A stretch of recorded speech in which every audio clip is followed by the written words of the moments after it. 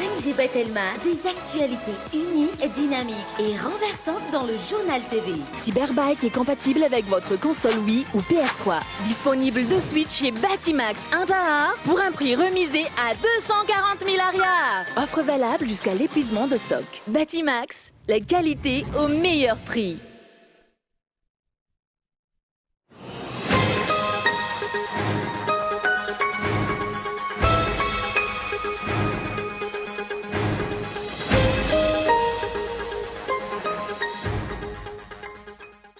Mandritra ny efa-bolana nanonofany Madagascar Airlines ilay fiaramanidina Boeing 787 anaovana Lankouré ampiasaina aorianan'izay ilay Airbus A340 araka nambara ministry ny fitanterana androany. Nambafisiny ihany koa fa efa miroso amin'ny dingana redressement judiciaire ny compagnie Air Madagascar ankehitriny. Nanao fanambarana ny solotenan'ny chef d'arrondissement manerana nosy androany mahakasika ny fitazomana amponja naman'izy ireo izay voarorohy amin'ny famotsiana ombialatra. Manome 3 andro ny fitondram-panjakana izy ireo amahana ny olana. Nisy nitoraka grenady alina ny trano printin'ny La Gazette de la Grande Île teny Tanjombato ho ny polisy pirenena. Tsy nisy ny ainana fohy na naratra nandritra izany. Manameloka ny tranga ny olafitry ny mpanao gazety. Nampahafantarina tamin'ny fomba ofisialy androany ny fanombohana ny fanatanterana ilay horonan-tsary mitondra lohateny hoe nampoina ny rika ny valaparigo. Mirakitra ny tantarany andrianam-ponimerina izany. Horonan-tsary izay ahitana ny tantara, ny politika sy ny kolotsaina izay haritra adiny roa izay vokarin'ny fikambanana valapari. Eo amin'ny maresaka iraisam-pirenena, tsy maintsy tsy manao vaksiny andian'ny fahatelo raha tsy izay tsy manakery intsony passe sanitaire any France. Eo ny fepetra ny raisin'ny filoham-pirenena frantsay anentanana ireo zokolona 5 taona no mihoatra. Ny adidiny ireo avetrany ary.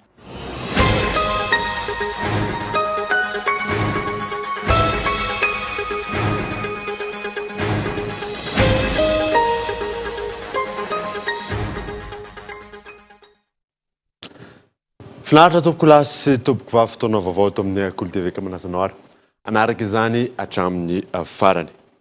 Nanamboatsika ny vaovao dia mandritry ny efa-bolana nofany Madagascar Airlines ilay fiaramanidina Boeing 787 anaovana Lankouré ampiasaina aorianan'izay ilay Airbus A340 araka ny nambara ministry ny fitanterana tamin'ity androany ity. Namafisiny ihany koa fa efa miroso amin'ny dingana redressement judiciaire ny compagnie Air Madagascar ankehitriny miantarandriana eva.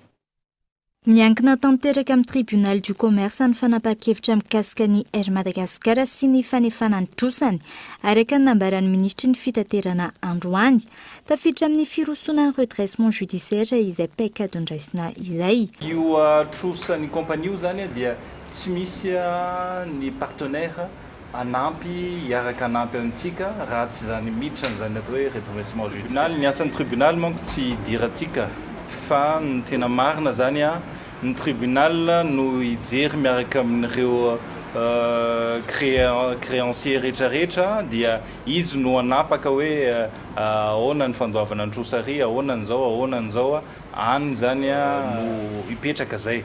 Fa en même temps zany ty raha ity afaka mi-exploiter an'ilay licence dia afaka miasa dia tsy mibaby trosa satria ny olana manko raha ohatra hoe tsy tsika ihany tsy Air Madagascar fa Air Mauritius vao navita an'izany redressement judiciaire zany il y a 1 mois ou 2 mois de cela. Ny zava-dehibe kosa aloha dia hoe natao tanatina concertation niarahana tamin'ireo mpiasa ireo le izy niarahana tamin'ny CA le izy dia na le mutation technologique eritreretintsika io zany dia mutation technologique accompagné arahany fanjakana zany manampy mba tsy ho very ireo mpiasa ireo ohatra misy tena mpiasa tsy maintsy hoe sorona misy mpiasa kosa tsy maintsy hoe apetraka amin'izay toerana tokony tandrify azy dia misy zany fanampiana avy amin'ny fitondram-panjakana mi-accompagné an'ireo olona ireo mba tsy ho very ireo olona. entina ampiodinana ny kompania ankilany nampiasaina amin'ny Madagasikara Airlines ny lisansany Air Madagascar dia faran'izay efa manao sidina Lankoria ankehitriny amin'ny alalan'ny fanofana fiaramanidina Boeing 787 anatin'ny efa-bolana no an'ny fanjanitra ny fanazavana mandra-pavita ny fiaramanidina Boeing A340. Fa niopéré nanomboka tamin'ny natongavan'ny filoham-pirenena iny ny premier vol ny Madagascar Airlines. Ny fiaramanidina amin'izao solution intermédiaire fa tsika manamboatra n'ilay A340 tsika anankiray réaménagena dia eritseretina hoe telo volana eo de plus an'ilay formation les personnel tsika malagasy hitondra anazy zay misy eo amin'ny 1 mois eo efa bolana zany no eritseretina hoe anofatsika avion fa rehefa vita ny efa bolana tokony le antsika amizay zany no miasa rehefa aveo satria ny kenin'ny filoham-pirenena no ametrahana petrabola 5 millions de dollars anamboarana an'izany roplana zany satria efa maty le moteur tsy maintsy misy koa zany ny famerenana amin'ny laune ny teknolojia rehetrarehetra anatin'izany A340 zany ary araka ny teneniko anareo hoe les mutations technologiques zay le hoe piasa ao ihany ve tena piasa ao ihany fa misy kosa ohatrany hoe zavatra tokony vitana directeur valo ohatra misy directeur 10 misahana azy ao ka plus ianao mampiasa olona be deabe ohatra zany plus koa le avantage migoavana be de plus miena le bénéfice ary rehefa miena ny bénéfice mandeha miba any amin'izay tsy tokony andehanany rehefa aveo zay mutation zay zany no tena zava-dehibe zay digitalisation. Tsy maintsy isy manoloana io ny fanadiovana maro samihafa tahaka ny firosoana amin'ny mutation teknolojika izany hoe ny fidirana amin'ny digitalisation fanahenana isan'ny mpiasa ny mety ho fanahenana ny tombotsoan'ny mpiasa eo anivon'ny kompania sy ny maro hafa mba ahafahana mampitombo ny vola miditra eo amin'ny kompania ho jerena ihany koa ny mikasika ny sidina anatiny raha ny fanazavana tokony hienatra amin'ny 300 ny saran'ny sidina anatiny fepetra maro no ho raisina ahafahana manatanteraka izany isan'ny hojerena ny lafin'ny etra sy ny maro hafa. Nanao fanambarana kosa ny solotenan'ny chef d'arrondissement manerana nosy sy androany mahakasika ny fitazonana amponja ny namana izy ireo izay voaroroy amin'ny famotsiana omby halatra. Manome 3 andro ny fitondram-panjakana izy ireo amahana ny olana. Henri Florio. Miteraka disadisa maro lafy eo anivon'ireo tompon'andraikitra amin'ny fikirakirana ny FIB na ny fiche individuelle des bovins ny savorovoro misy ankehitriny mahakasika ny famotsiana omby halatra izay nampidirana amponja ireo lehibe ny boriboritany sy ireo dokotera mpitsabo biby izay manao sonoy ity FIBA ity. Androany nanao fanambarana ny solontenan'ny chef d'arrondissement mandeakana ny nosy mahakasika ny fanagadrana ny naman'izy ireo sy ny tsy fanaovana izandaram-pirenena sy ny veterinera ny sonoy ity FIBA ity. Ny fisiany osika sy ny famotsiana omby halatra izay ataon'ny tambazotra goavana no mahavoarohirohy ireo lehibe ny boriboritany ireo raha ny nambaran'izy ireo. Maro ireo mpivarotra sy mpividy omby halatra izay mampiasa FIB osika. Io FIB dia hita any amin'ny abattoir zany hoe ny omby rehefa maty tokony atao croix ny FIB dia atao archive fa tsy zany raha misy fa miparitaka ny FIB izay efa nampiasana dia fafana ny anarana sy ny retsaretsa ka avela eo ny soniany sikase CAA dia izay anisany mahavoasarignitra ny CAA satria iny FIB izay ny fafana iny dia soloana anaran'omby vaovao renseignement vaovao retsaretsa dia mipetraka ao ihany le sonia sy kaseny CAA anefa tsy CAA no nanao an'iny fa osika le izy. Vokatry ny tsy fanaovany eo anivon'ny izandaram-pirenena sony ny FIB no miteraka izao olana izao raha ny fanazavana. Ny FIB dia soniavin'ny gendarme vita contrôle zany ny omby eny an-tsena dia soniavin'ny gendarme. Vitana gendarme dia mandalo vétérinaire dia soniavin'ny vétérinaire. Vitana ny vétérinaire zay vao mandehany amin'ny CAA dia soniavin'ny CAA.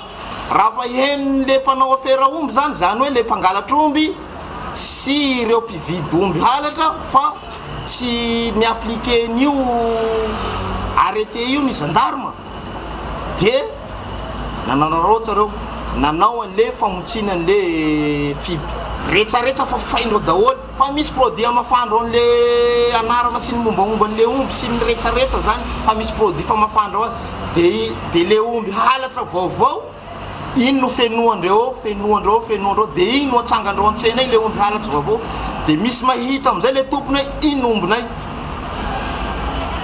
de mazava ho azy fa CAA sy vétérinaire no voasambotra satria hita eo le kase sy sonieny. Fantatra fa manodidina ny 10 eo amin'izao fotoana izao ny chef d'arrondissement no nahiditra ponja Vonjamaiky amin'izao fotoana izao vokatry ny fisiany osika eo anivony FIB ity.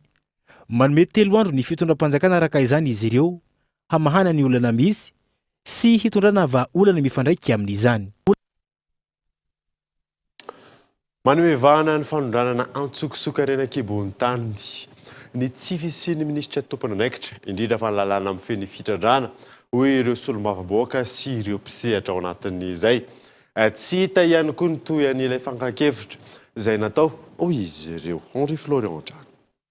Efa mananika ny televolana mahery izay no tsananana ministra tompony andraikitra mivantana ny eo anivony ministerany arenan-kibon-tany sy ny loharano stratéjika etsy Ampandrinomby. Tsy karitra ihany koa fa maro ireo harem-pirenena no saika voondrana sokosoko tany ivelany vokatry ny gaboraraka sy ny goragora maro samihafa. Miteraka voka-dratsy toy ny fanondranana sokosoko sy ny fitrandrahana tsy ara-dalàna ny tsy fisian'ny tompony andraikitra mivantana ity ministera ity fa indrindra ny tsy mbola mahatafapetraka ilay lalàna ifehin'ny arenan-kibon-tany sy ny fitrandrahana. Ny zava-misy dia manosok'olona mandeha amin'ny tsy fanara-dalàna. Manosok'olona mandeha amin'ny tsy fanara-dalàna satria rehefa aidinao akatsinao ny zavatra rehetra mitady hevitra ny olona ka mialatsiny tsy taitra tsy tampokampoka maheno hoe misy tratra ry a Sud-Afrique manondrana volamena, misy tratra ny Seychelles manondrana volamena ka hitako amiko zany tsy vaovao zany satria zavatra fitadiavam-bolan'olona io efa ela tena ela tsisy zany ino ma zany permis minier zany hoe fahafana azahoan-dalana hitrandraka afakana maka toerana ray hitrandrana zay zao tsisy ampanahirana zany de inona zava-misy mahita zavatra olona de miasa izy tsy hoe tsy le anara-dalàna fa ny fanjakana manosika azy anao tsy anara-dalàna zay zany zavatra misy. Tsy hita mandrakandroany ny toy ny fakan-kevitra mahakasika ny lalàna ifehy ny fitrandrahana izay nandanian'ireo mpiantsehatra fotoana maro izay. Tsika miteny zao na de anondrana regrama chrome zao tsy afaka manao de normal raha ohatra ka ny olona rehetra tokony hiditra lalana mikasika ny code minier somary kivikiva aloha izy inona marina ty zavatra ty ka eto mbola manamafy mbola tsy tonga aty amin'ny anteny miniera zany code minier zany ary tsy fantako hoe aiza misy anazy am'izao zay zany zavatra azo lazaina mikasika an'izay nefa fampanantenana natao dia anty session deuxième session ty 2021 ty idiran'izany ato mba hahafahatsika zany isintona investisseur isintona ny mpandraraha eran-tany mba hitrandraka mba misy fitsipy dalao mazava eto Madagasikara. Mikando mandritra ny 2 andro miaraka amin'ireo parlementaire francophone ny solovam-bahoaka ny Madagasikara ao anatin'ny komisiona misana ny arenan-kibon-tany sy ny loharano stratéjika ary ireo mpiatsehatra amin'ny sehatry ny fitrandrahana. Fihaonana izay entina hanatsarana ny sehatry ny fitrandrahana eto amintsika mba hitera-bokatsoa sy hisorohana ihany koa ny fanondranana sokosoko sy ny fitrandrahana tsy ara-dalàna. Taken'izy ireo ihany koa ny hanendrena ny ministra tompony andraikitra ao anatin'ny fotoana fohy. Iverenana ny tontolon'ny fitaterana tsy maintsy roso amin'ny fampiakarana saran-dalana ireo kooperativa manao ny zotra nasionaly sy régional araka ny tapaka nandritry ny fihaonan'ny solotenan'ny kooperativa sy ny ministra tompony andraikitra tamin'ity androany ity tsy ny rehetra nefa no voakasika izay fiakarana izay isin'ny komisiona maritra ireo zotra afaka ampiakatra saran-dalana miantarandriana eo. Zotra nasionaly sy régionaly maro no tsy maintsy ampiakatra ny saran-dalana no ny falafosan'ny kojakojan'ny fiara sy ny fiakaran'ny vidim-piainana ankapobeny amin'izao. Na mijeran'iny saran-dalana mavoaka iny ary tsika dia efa mahita sahady fa misy tsy ao anatiny dikan'izay zany zay tsy ao anatiny aloha efa tsy ao anatin'ilay fisombotana misy tsy maintsy hokitia misy kosa nefa ny avela arakaraky ny zava-mitranga zany satria ny calcul nataonay dia anatin'ny fandaniana misolika avy hatrany dia hita koa ny aratsy ny lalana amin'ny herinandro ambony ny komision nanomboka azy dia ohatsika niaraka amin'ny ministera no hiaraka andrafitra anazy le izy aloha raha malala fa ny saran'ny lalana aloha tanatin'ny folo taona amapolo taona zao tsy niakatra mila mitadity zany tsika hoe misy lacune ngeza be zany ao anatiny ao ka ohatra ny zavatra rehetrarehetra io rehefa ela be le izy tsy mihetsika dia lasa tonga dia hita maso be le fisondrotany na izany ary nefa izay mpitatitra dia vonona foana ifampiraraha amin'ny fanjakana zany hijery zay maromaritra iraisana mba tsy hamono anay mpitatitra ary koa tsy hamono an'ilay mpanjifa. Taoriany fionan'ireo kooperativa sy ny ministry ny fitaterana Androany isy ny marimaritra iraisana ho apetraka ahafana tsy ampitangana io fiakaran'ny saran-dalana io. Aoriany fananganana ny komisiona amin'ny herinandro avy izao no ahafantarana mazava ny fanapa-kevitra mikasika ireo zotra voakasiky ny fampiakarana ny saran-dalana. Tia anatin'ilay komisiona dinianao anatin'ilay komisiona hoe misy mety toerana mety ahitana fiakarana fa mety misy kosa mety sy toerana tsy ahitana fiakarana dia ohatrany ahoana ilay fiakarana azo ekena mba tsy hamono ny mpitatitra fa indrindra ihany koa indrindra tsy hamono ny mpanjifa ihany koa tsy hamono ny vahoaka ihany koa satria fandaminana zany dia ny fanarahana hatreto aloha hoe hatramin'izay asan'ny komisiona io zany tsy misy ny fanondrotana sarana. Komisiona hiasa manomboka amin'ny herinandro ambony ilay komisiona satria arrêté ministériel no anendry an'ilay olona hiasa anatin'ny komisiona tena atao ara-panjakana mihitsy n'ilay izy Izy solotena ny mpitatitra, ny solotena ny mpisehatra amin'ny fitaterana, tahaka ny visite technique, assurance, OMH, ATT, ny ministera tompona andraikitra, ary ny solotena ny mpiaronjo mpanjifa anatin'ny ity komisiona atsangana ity. Isan'ny vaovao misongadina ihany koa dia nisy nitoroka grenady alina ny tranoporitiny la Gazette de la Grande Île teny Tanjombato. Hoy ny polisy pirenena tsy nisy ny ainana fohy na ny naratra nandritra izany manameloka ny herisetra kosa ny olafitry ny mpanao gazety Abraham Randriamanana. Omaly alina tokony ho tamin'ny 7 sy 20 minitra nisehona fipoahana tamin'ny alalan'ny grenady ny tao an-tokotanin'ny tranoporitiny la Gazette de la Grande Île teny Tanjombato raha ny angom-baovao avy eo anivon'ny polisy pirenena. Vokatra izany nisy ny fahasimbana saingy tsy nisy ny namony ainy raha ny fidinana nataony mitandro ny filaminana teny an-toerana. Goka nandritra izany ny tafon'ny tranoporitiny la Gazette de la Grande Île.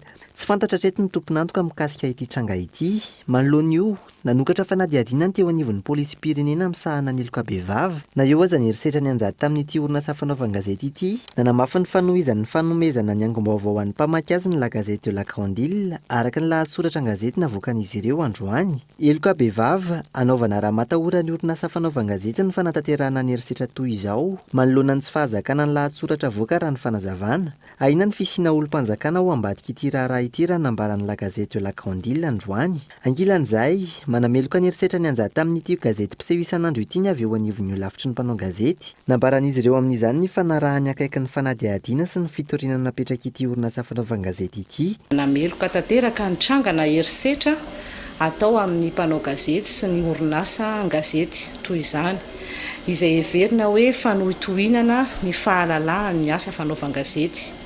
Na inona antony mahatonga ny fihetsika toy izany dia manameloka ny olafitry ny mpanao gazety satria ampatsahivina trano fa zo fototry ny olo-pirenena ny mahazo ny vaovao maro lafy sy feno koa mangataka ny voahan'ny marina momba iny tranga iny. Ny olafitry ny mpanao gazety ary mampatsiahy fa iray vatsy iray aina amin'ny mpanao gazety ny olafitra efa misy moa ny fitoriana napetraka ny la Gazette de la Grande Île dia amin'ny maha olafitry ny mpanao gazety dia mirahina amin'ny la Gazette de la Grande Île izahay ao anatin'izay fametrahana ny fitoriana izay. Mampatsiahy ny andraikitra tandrifan'ny mpanao gazety amin'ny fanatanterahana ny asany eo anivon'ny olafitra. Tafiditra amin'izany ny fanajana sy ny fanarahana ny fitsipitondratena manoloana ny fanomezam-baovao. Isika mpanao gazety ihany koa dia entanina trany hanaja ny etika sy ny deontolojia ny asa izany hoe tandroasina ny asa sy ny fitsipitondratena amin'ny maha-mpanao gazety fa arakaraka ny hoe mampivoana antsika amin'izay tsy fanajana ny etika sy ny deontolojia izay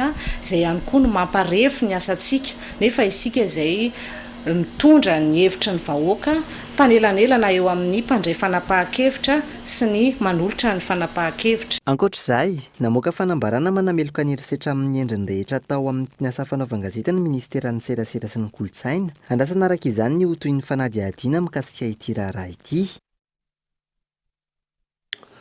Mihamafana kosa ny adihevitra eny nivony anteny miram-pirenena mahakasika ny tolo-dalàna ITG. Anantony famakafakana farany tolo-dalàna ny fahefana mpanatanteraka mialohan'ny Rosoana amin'ny fandiniana azy izay ataon'ny anteny mira Rotota Yves Richard. Efa tonga eny ampelantanany gouvernemanta ny tolo-dalàna mahakasika ny fampitsaharana ny voka noho ny antony ara-pahasalamana na roso ny solombavambahoaka ny tsy ombe amin'izao fotoana izao. Araka ny fanazavana, manana hatramin'ny 20 ny volan'izao ny fitondram-panjakana andiniana azy, mialohan'ny fanapahana ho raisy ny solombavambahoaka mandritra ny fivoriana azo mibe sy ny maro hatrehiny. Vitany zareo alohan'izay moa ilay izy dia tsy maninona fa izay zany ny fetra tokony andiniany zareo azy. Tiako amaritina kely fotsiny zany tiako mba hoe averina fa ny iny lalàna iny dia efa noazavaiko moa zany fa zavatra telongeza be ny tena nanaovana azy. Kanefany io zavatra anankitelo io dia fonosina zavatra anankiray dia ny hoe fiarovana ny ain-dehibe n'ilay vehivavy. Na dia hoe marary ara, na dia hoe tsy afaka hiteraka le ramatoa dia tsy mamela antsika hanao an'izany intervention zany lalànantsika.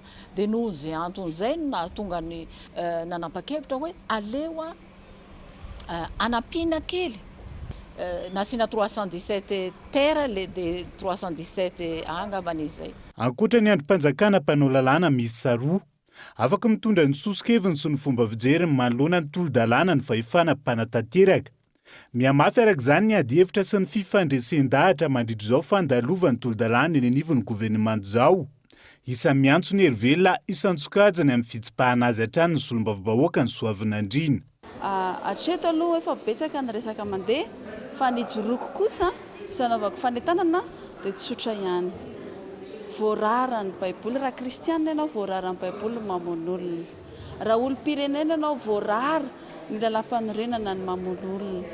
Ary raha ataontsika hoe solombavambahoaka ny tenako dia tsy ekeko ihany koa ny zanatao hoe famonoana olona izany satria manana ny zoany izy.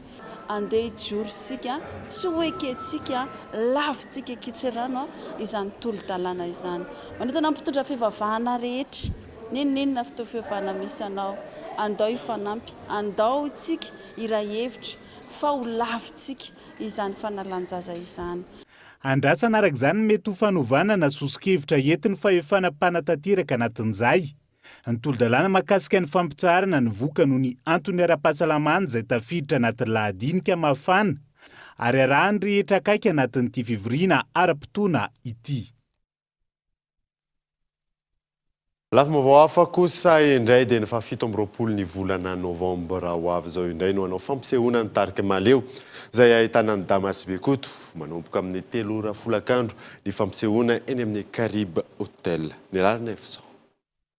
Eny amin'ny Caribe Hotel indray no hanao fampisehoana ny tarika maleo ny 17 novambra ho avy izao. Ka ny original event no mikarakara ny hetsika miaraka amin'ireo mpiara-miombonantoka maro. Fa mbola tafiditra ao anatin'ilay alasonan'Esy Bekoto sy le hoe ianareo ve hijanona sy araka aminay satria arakaraka ny tany Fianaratsoa zao zay namaly ny antso Fianaratsoa dia zao namaly ny antso Tsamamanitra dia zao indray namaly ny antso zareo teny amin'ny Caribe Hotel teny Vato eny amin'ny domaine Manerinerina dia zay Esy Bekoto vao mieritreritra efa 15 taona amin'ny heritaona fa izao zany dia ny safidianana an'le toerana ny Vato dia toerana le toerana mihitsy no VIP. Esy Bekoto manenjika an'izay le fenitra apetraka le toeran'izay. Fa 17 ny volana novambra zany dia tena miopana be dia be any amin'ny resaka olombelona sy ny tontolo iainana zany.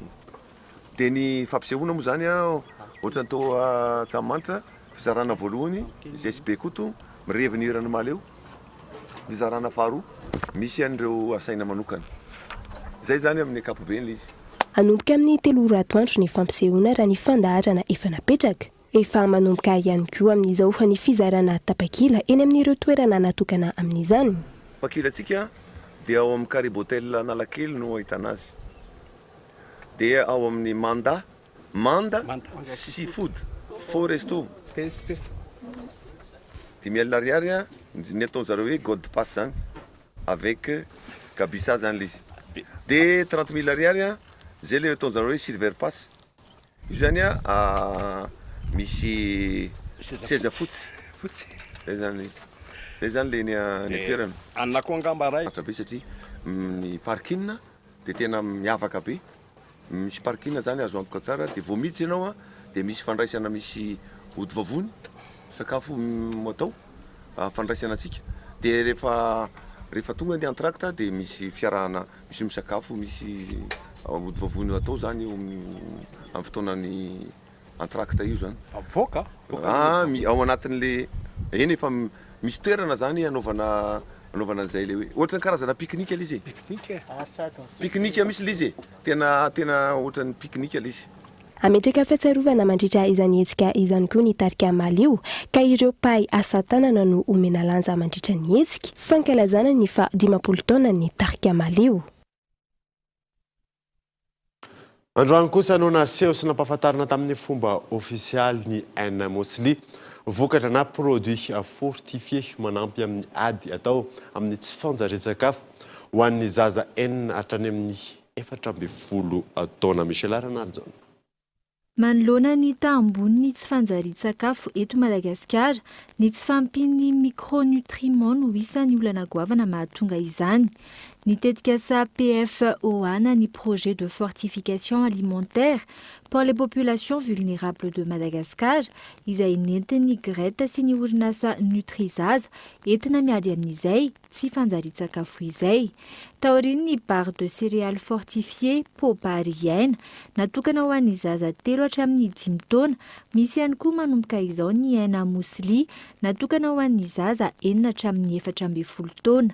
Ka zany ny azo atao hoe population vulnérable amin'ny resaka malnutrition ho an'ny zaza hatramin'ny 2 taona ohatra dia efa misy vokatra hafa izay misy eny amin'ny toerana zany eto amintsika eto Madagasikara fa ho an'io zaza 9 taona ka hatramin'ny 14 taona io izy io dia hoe ny zaza hoe mianatra eny amin'ny EPP zany mazava ho azy izay matetika rehefa ohatra hoe tsy ampy fer izy dia mety hoe tsy tena concentré any ampianarana misy fiatraikany amin'ny résultat scolaire zany zavatra zany dia zay na tonga manokana hoe alao ciblentsika ty zaza ty satria tsy mbola misy produit fortifié natao an'io zaza io zay eny amin'le hoe eny an-tsena zany eny amin'ny marché. Androany no naseho tamin'ny fomba ofisialy ny N Mosli azo jifaina eny amin'ny mpivarotra mahazatra amin'ny vidiny 900 ariary. Tongena fotoanany dokavarotra isika aorianan'izay dia atantsika ireo vaovao tsara ho fantatra any amin'ny faritra any eo ihany koa momba ny horonan-tsary nampona. Rehefa be ary.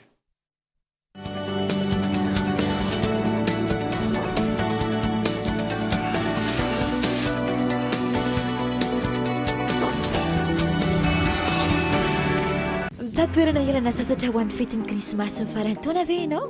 Te hitsidika any Madagasikara amin'ny vidiny mirary?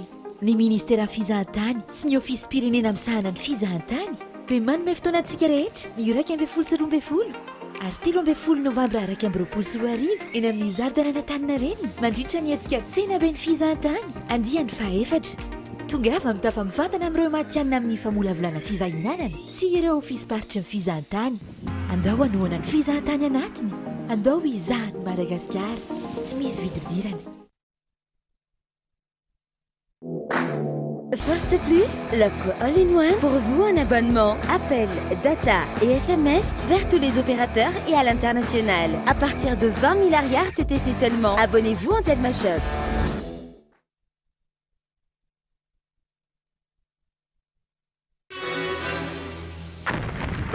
Pokabe, joua l'ariary monda dia efa mahazo Canal Plus, ahitanao chaîne télé sy radio miisa 7 mahery toy ny Novegas, chaîne Malagasy, TV5 Monde sy ireo chaîne maro ankafizinao miaraka amin'ny tolotra tonga soa ataovy aingana ny réabonnement anao.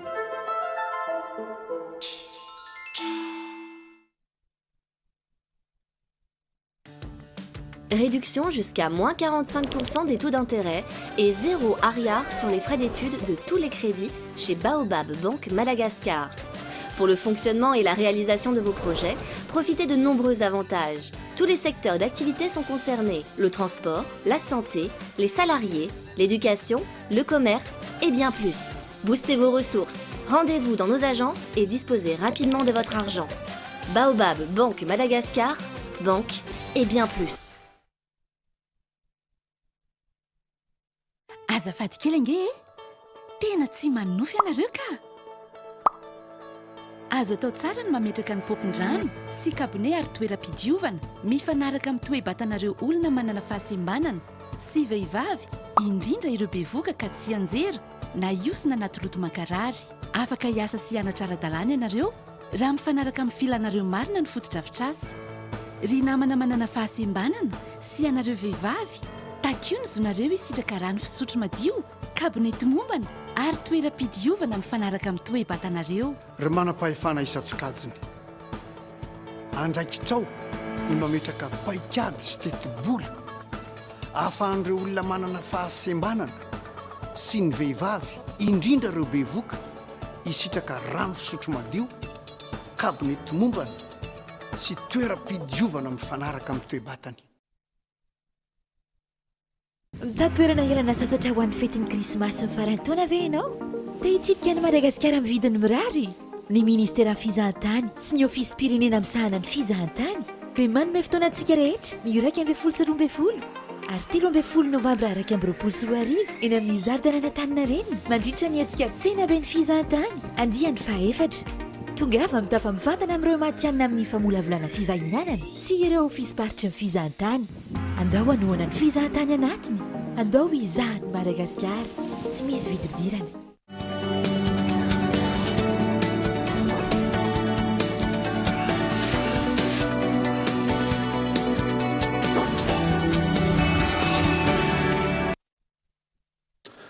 Miditra ny tapany faharoany vaovao isika dia miteraka tsy manambady avokoa ny 100 vehivavy ao anatin'ny distrikany Vohipena. Saika miala amin'ny ankohonany avokoa ireo raim-pianakaviana. Na izany aza, betsaka amin'izy ireo no tafarina sy tafavoaka amin'ny fiainana aorianan'ny fahazahoana karazana fiofanana mahakasika ny fampiasana sy ny fitatanam-bola. Yves Richard. Ity renim-pianakaviana iray ity no Rosoatina Augustina, 17 taona ary mananjanaka 2. Efa ho 20 taona izao no nitsoaka ny ankohonany raim-pianakaviana noho ny antony maro, indrindra ny fahantrana. Tsy misy afa-tsy 5 isaky-ny 2 volana ny vola azo antenain'izy ireo tao anatin'ny taona maro. Na izany na tsy izany, nanampy azy tamin'ny fitsinjarana ny vola araka ny tokony ho izy ny fampiofanana tamina fandaharana asa iray. 5 alina vola iresiko, dia ny 2 alina zany ampiasaina. Dia ny 2 alina vidianana kahie zaza, vidianana ny cartable, dia ny 2 alina zany asarina. Dia ny tombarotra amin'ireo zany mba amin'izay isan'andro aloha mandra-pa. Dia raha misy zany sy fahasalaman'ilay zaza, dia sikirina mitahiry ao, indesana anazy amin'ny dokotera. Dia ohatra tratrany fandoavana ny collage mangy tahiry, dia magnampy kely amin'ny tombarotra, agnampina ny tahiry, anaterina amin'ny école. Manofy fahalalana eny anivony ambaratonga fototra ny zanany faravavy raha toka afaka bakalorea farany toy ny zokiny. Na eo aza ny fahasahiranana mianjady azy ireo. Tsy isan'ireny mpianakaviana milofoka amin'ny fiainany Rasoatina Augustina. Mitady ny fomba rehetra amporosihana ny zanany lofatra amin'ny farany amin'ny fianarana an'ireny mpianakaviana. Somary sahirakirana kely satria ny sainanao rerikavy zany mieritreritra hoe ino ny zavatra tiany zanako, mba tia mianatra ve zanako ty, ahoana agnatafavoaka anazy, ahoana agnafirisika anazy, dia miezaka zany afirisika anazy, sy maintsy magnome goûter, mitady stylo izy, very stylo, sy maintsy miezaka mividy stylo. Na ny kaheko mama, sy maintsy miezaka mividy ny kaheny. Ohatran'izay zany dia misy fety atao zany dia lambako mama ratsiratsy, andao fa nandray vola ty hoe vidianako lambanareo, dia manao metimety zany zanako rehefa fetifety. Tanjony araka izany atafitaniny zanany rovavy, tanjony izay heveriny mety hanova zavatra betsaka amin'ny fiainana ankohonany ihany koa.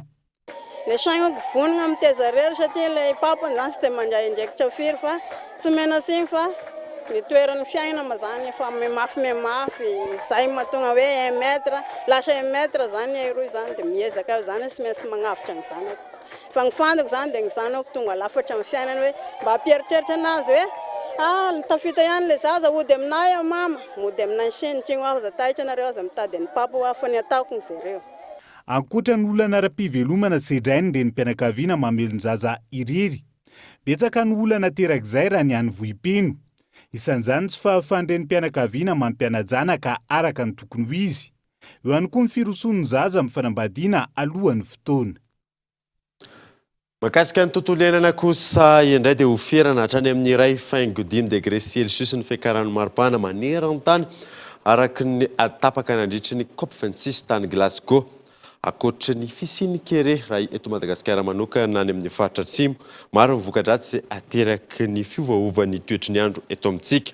Hiatrehana izany dia tapaka ihany koa amin'ny fampihenana ny famokarana arina fandrehatra eto amintsika, fa eo ihany koa ny fampitombona ny ala ary ny fiarovana ireo onko eto amin'ny toerana fanampanazavana. C'est donc le premier objectif de la COP26. Tanjona voalohany COP26 ny famerana ny fiakaran'ny maripana maneran-tany hatramin'ny 1.5 degré Celsius. Ny tanjona faharoa dia ny fanampiana ireo firenena samihafa hiatrika ny fiatraikany fiovaovan'ny toetrandro, indrindra ireo firenena andalam-pandrosoana. Ho fanatratrarana ireo tanjona roa lehibe ireo, manentana ireo firenena maneran-tany Royaume-Uni amin'ny fanavaozana sy fanatanterahana ireo fanamby napetraka amin'ny fampitaovana sy famatsim-bola ary ny paikady nasionaly ho manoloana ny fiovaovan'ny toetrandro. Et le plan national d'adaptation. Totosa andrano araka izany teniny amin'ny Université Antananarivo ny fampafantarana izay nataony masivoan'ny Royaume-Uni mahakasika ny antoko sy ny COP26 izay. Fanenoizantsika ariva avao kosa indray dia mandidina ny 8,000 ireo antotan-taratasy voaray mangataka marbonam-pirenena malagasy eo anivon'ny filan-kevitra amin'ny azany. Ny marbonam-pirenena izay manana lanja manokana eo anivon'ny fiarahamonina Gaëtan Andriatsilava. Miroso amin'ny fivirina faharoa araka ny voatondry lalàna ny Grande Chancellerie na ny filan-kevitry ny marbonam-pirenena malagasy. Isan'ny lahadinika ny fanomezana ny fankasitrana ireo olona izay nahavita zavatra nitondra avy ny lazan'ny Madagasikara. Ka tsy izay olona akory mangataka dia mahazo. Fa ny olona manana dossier voadinika tany amin'ny nipoiran'ilay dossier na any amin'ny fokotanja na any amin'ny district na any amin'ny préfecture na any amin'ny région dia miakatra aty aminay. Fa le dossier amboarin'ny institution ohatra ny Assemblée nationale na ny Sénat na ny ministère na karazana société maventy reny dia mandalo aty aminay. Jareo mamproposé ao me tianao mahazo mari-boninahitra tahaka zao, olona tahaka zao avy aty aminay. Dia ireny no asanay ny manao azy. Zahay membre ny conseil de l'ordre, ny capitaine d'équipe-nay moa na vavy na lahy, le grand chancelier, tsy atao au féminin mihitsy io teny-bazaha io. Sampanao amin'ny fiadidinan'ny Repoblika ny Grande Chancellerie, misy araka izany ny dossier izay tsy mandalo ny Grande Chancellerie na avy hatrany dia ao amin'ny filohan'ny Repoblika ny Madagasikara. Président de la République rato moa no super chef, grand maître de l'ordre, ke voateny tamin'ny discours-ny lehibenay teo, fa misy karazana dossier tsy mandalo aminay. Misy karazana dossier pouvoir discrétionnaire fa efa manokana ny président république no mahatonga azy mahazo ambaratongana voninahitra na ny ambanimbany na ny ambonimbony, fa iny tsy mandalo aminay. Ireny karazana dossier miankina amin'ny président de la république, grand maître de l'ordre zay. Indroa isan'ny taona no mivory ny Grande Chancellerie ary mandinika ireo antotan-taratasy fangatana mari-boninahitra. Hatreto manodidina ny 8,000 ireo antotan-taratasy voaray. Mbola hodinena tsiraray ary misy ireo lavina. Manana ny lanjany manokana ny mari-boninahim-pirenena. Lanjany dia ny fiarahamonina mahalala fa olona mba nahavita zavatra ho an'ny manodidina azy ty olona ty. Dia any amin'ny fitondram-panjakana dia alohan'ilay olona au retraite na vavy na lahy dia tafiditra anatin'ny masotsivana hanamboarana ny ahavon'ny pensiony ny fananany maroboninahitra tahako zao sy tahako zao fa raha efa retirety le olona vao mila maroboninahitra ambony dia efa tara amin'ny fikajiana ny ho ahavon'ny pension le olona iny raha fa retirety izy ka dikan'izany misy dikany ny azahoana maroboninahitra fa tsy zavatra ataotao foana ny olona milaza hoe za tsy mila an'io raharahany zany ka ny olona mba proposé ny lehibeny na izy mihitsy no mangataka rariny mihitsy ho atsarana bebe koa hatrany ny fanomezana marobonina-pirenena sy ny fanomezan-danja azy ary efa miroso amin'izany ireo tompon'andraikitra eo anivon'ny grande chancellerie malagasy isan'izany ohatra ny fametrana birao ahafahana mametraka sy mijery ireo tahiry fampafantarana ny momba ny marobonina-pirenena any amin'ny faritra ary famadiana ho amin'ny teny gasy tanteraka ny diplôma omena. Lamavao hafa kosa indray dia nafampahafantarana tamin'ny fomba ofisialy androany ny fanombohana ny fanatanterana ny horonan-tsary mitondra ny lohan-teny hoe nampony ny rika no valapariego mirakitra ny tantarana andrenam-pony merina horonan-tsary ihany koa izay ahitana tantara politika sy kolotsaina izay aritra adiny roa izay vokariny fikambanana valapari ka atao andriatsilavo nampoina ny rika no valamparia io no lohatenin'ilay horonan-tsary malagasy ho vokarin'ny fikambanana valamparia ho horonan-tsary mirakitra ny tantaran'andrianampoimerina tanjona ny anamafy indray ny firaisan'ny malagasy amin'ny alalan'ny famelomana sy fampianana indray ny tantara sy ny kolotsaina eo ihany koa ny fanampiana ireo ankizy sy tanora izay maro amin'izy ireo no tsy mahafantatra intsony ny tantaram-pirenena malagasy ankehitriny fa maro eto amintsika indrindra fa amin'ny tanora sy ny zanaka mampara no mitaraina fa tsy mahafantatra ny tena tantarantsika na ny mikasika ny tranga sy ny zava-mify samihafa zany na momba ny famantarana na ny momba ny famantarana ny dika ireo zava-miafina sy zava-niseho ireo ary tranga rehetrareo.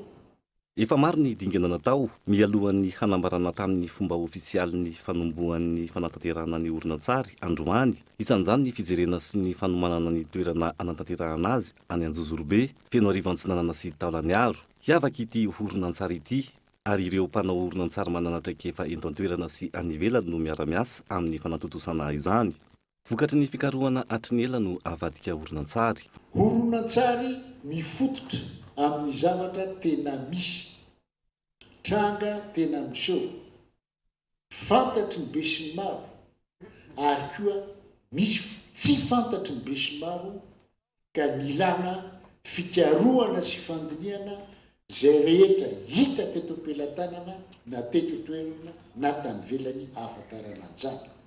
Haritra 3 volana ny tournage ary ny volana aprily 2024 no anaovana ny famoahana voalohany. Olona 4 tapitrisa eto Madagasikara ary 1 tapitrisa teratany vahiny no kendrena ahita ilay horonan-tsary izay haharitra adiny 2. Ho maimaim-poana ny fijerevana azy rehefa vita ary isan'ny atao laharam-pahamehana ireo université mpanjakana. Ao anatin'ny tontolon'ny kolotsaina izay hatrany dia mifono zavatra maro ny fanorana ka notrandrahan'ireo mpanankanto malagasy amin'izao mahatratra hatrany amin'ny 20 tapitrisa ariary ny vidin'ny asa tanana iray izay noforonina avy amin'ny alalan'ny fanorona ilarana efizao. Toy izao ny endriky ny fanorona raha toka avadika ho boribory nandritra ny 2 taona teo no nanaovana ny fikarohana ka nahafahana namoaka izao endrika izao. Ity no fanory-sivy mihoatra ny 20 tapitrisa ariary kosa ny vidin'ity asa tanana ity ary teratany malagasy no nividy azy raha ny fanazavan'ireo mpivarotra. Mifono zavatra maro ny fanorona ka notrandrahan'ireo mpanakanto malagasy amin'ny endrika maro samihafa. Hitanareo zany zao raha mijery ohatro olona zatra mijery fanorona dia mahita fanorondimy izy raha aty aloha aty no mijery dia ny ariam-batsika ery koa mahita fanorondimy fa rehefa mitamatra ireo dia fanorotsivy fa zavatra mahavariana ohatra hitarihako ny sainareo ao ampovoan'io fanorona ty hitanareo ity io natao hoe forondaka rehefa manao fanorona dia 220 no isan'ny vatom-panorona dia io forondaka io ampovoan'io tsipitsipika 220 no isany tsy 20 tsy raiky amin'ny 20 fa 220 tena katoka dia mahavariana mbola vao izay fotsiny resahako fa manavatonga ny 22 zany afaka mijery aty ny olona ao aoriana ny 22 novembre zay vao tena amoaka ny tena zava-miafina anatiny fa avela daholo ny olona rehetrarehetra aloha andinika dia lazany heviny hoe inona ary nitany rehefa ny velarina ny fanorona dia namoaka ny firafitra miafina ao anatiny ao. Isan'ny endrika hafa amin'ny fanorona ihany koa ity sary ity. Fantsika eo amin'ny 4,750 eo no nanaovana azy. Navoaka tamin'izany ny hevitry ny mpanjaka tamin'ny nanaovana ny fanorona ary nivohitra tamin'izany ny endrika nofonosiny. Le fionana tsipika anankivalo reo natao hoe laka reo zany le toerana avo ary le fionana tsipika anankitelo reo indray natao hoe fonana trano. Ito ny ao ampovoany ito zany ny foron-daka ny filazana azy. Ty le teneniko hoe sisiny tena ratsy ty dia hita be amin'io fanorona hitanareo amin'ny rindrina io hoe maninona ny teto ampovoany tany mipetraka amin'ny toerana avo fa tsy mipetraka amin'ny toerana iva. Hita be mazava be satria tena ohatr'izao zany ny ao anatin'ny sain'ny Ntaolo taloha ny fomba fijeriny ary izay mahatonga anazy mampiasa fanorona rehefa mitona fanjakana na mitona tafika na mitona orinasa ary nisy mémoire nivoaka vao aingana manazava le tanora hoe ahoana ny fomba ampiasana ny tetim-panorona na paika-panorona hitondrana orinasa mba hiroborobo tsara satria izy tsy lalao fotsiny any fanorona misy endrika lalao fa amin'ny malagasy izay endrika lalao izay ataontsika hoe 200 ny mahafanorona ny fanorona. Arenan'ny malagasy ny zavatra toy izao ary tokony ampiroboroboana ny kolotsaina maha-malagasy. Amin'izao efa mavita mamoaka boky mirakitra ny fikarohana sy ny mahakasika ny fanorona ireo mpanakanto. Efa maro ihany koa ny malagasy efa liana sy mankafy ny fanorona. Efa mpilalao fanorona fa tsy le matianina be ireny zany fa mpakafy fanorona dia tia fanorona. Ohatra be dia be le fanorona ka na hoe mahafanorona anazy zay ny fototeny manorona, manoro, oro. Dia izay efa anaty rahantsika io raha voagasy dia tokony hoe mandeha inona moa zany mandeha ho azy amin'izao fa tsy anjarantsika fotsiny zany le hoe izay mpisehatra hafa hoe mila manetanetana an'ilay izy hivoahan'ilay izy kokoa na hoe tsy voatery hoe mivoaka fa voatsindrin'ilay kilalao hafa avy any ivelany angambany zany dia anjarantsika tsy miara manandratra io zany fa tsy hoe no iza rery fa rehefa samy miara mandraindraikitra daholo dia mety ho azy io angamba. Ratsaivina misy karazany telo ny fanorona, ny fanoro-telo, ny fanoron-dimy ary ny fanoro-sivy. Raha ny tantara, kilalaon'ny mpanjaka ny fanorona izay andiniany fomba hitondrany ny fanjakany, ametrahan'ny paikady rehetra ihany koa. Rehefa taty aoriana, ireo mpamboly sy ny maro hafa indray no nanao izany ary nanomboka ny lalao azy. Nanomboka niova ny hevitry ny fanorona nanomboka teo. Fanajoro kosa ny fikambanan'ny ben'ny tanànany Avaradrano izay ahitana komina 12 ka voafidy ho foloa amin'izany ben'ny tanànany eo amin'ny komina Ambomangakely. Ny ampandroso miaraka ny komina Avaradrano ho ny tanjona raha ny fanazavana. Fanampanazavana. Araka ny fahafantarana azy zay moa zany mera vaovao dia efa elany tsy nisy ary tsy nisy mihitsy amin'ny fikambanana teto zany teto amin'ny distrikana Avaradrano hatramin'izay ary izay 12 menadara ny resaka dia nahatsapa fa fampandrosoana ny tena zava-dehibe. Tsisy resaka politika tsy mijery an'izaniza fa raha mbola hoe fampandrosoana ka etefany amin'ny vahoaka majinika dia vonona izay 12 menada hiaraka hampandrosan'ity district hanasongadina ny distrikana Avaradrano. Araka ny efa niresahako teo amin'ny voalohany teo dia ozy izy hoe tsisy fijerena toko politika eto na inona izy na inona fa tena fampandrosoana zava-dehibe ary amina 12 menada dia izay mihitsy ny tena izy hoe ny vahoaka no jerena voalohany fa tsy izay 12 menada. Lafim-baovao hafa kosa indray dia miteraka olana eo amin'ireo marary mamonjy toeram-pitsaboana ny tsy fampin'ny fitaovana sy fahatereny izany. Efa saika tranainy avokoa ny fitaovana ampiasaina ao amin'ny hôpitaly mpanjakana ao Nosbe. Nisy tsy araka izany fanorona fitaovana ho an'ity hôpitaly mpanjakana ity Nambinana Velorso. Misedra olana ireo marary manantona ireny hôpitaly ireny noho ny fanterany fitaovana izay tao anatin'ny fotoana maro no tsy nisy fanavaozana.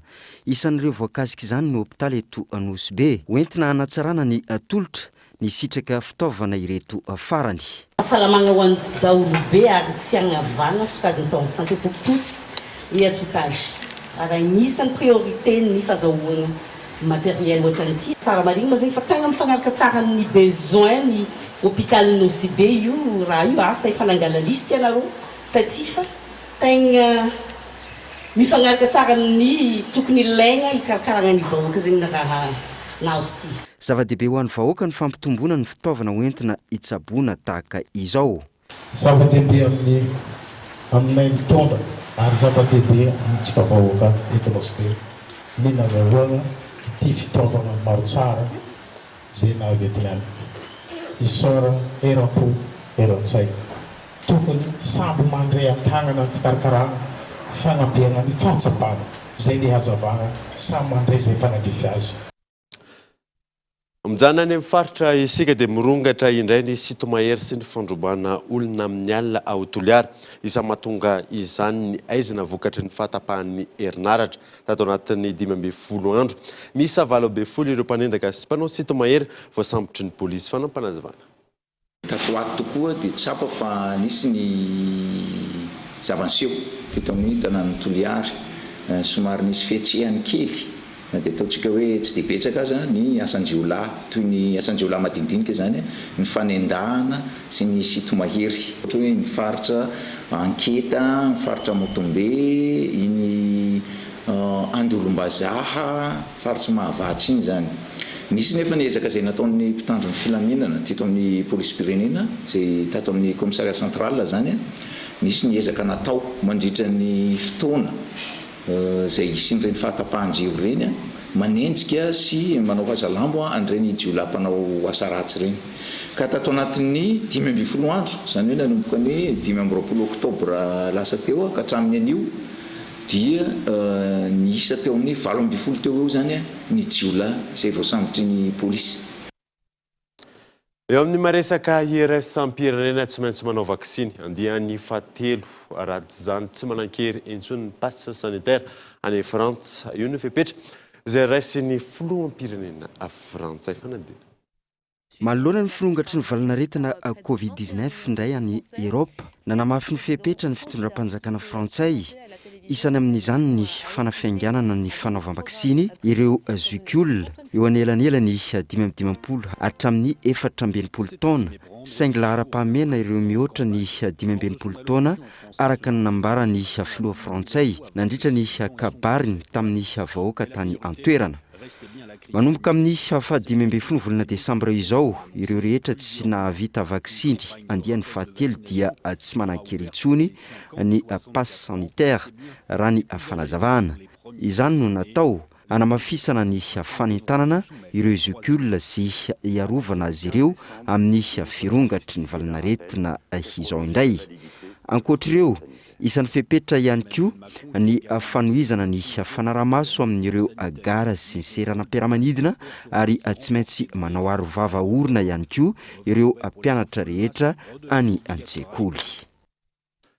Ny maresaka iraisam-pirenena manankatonao vaovao tamin'ity androany ity ankatranao nanaraka izany mandrosoa sy nadao tompoko.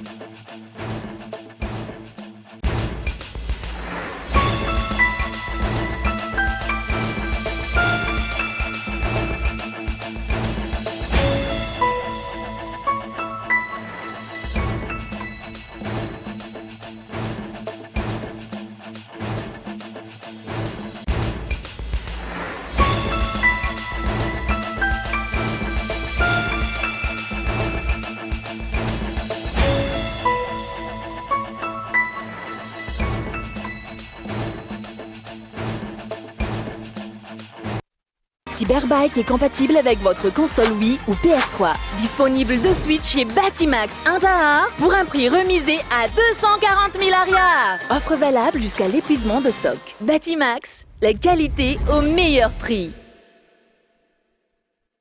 5G Batelma, des actualités uniques, dynamiques et renversantes dans le journal TV.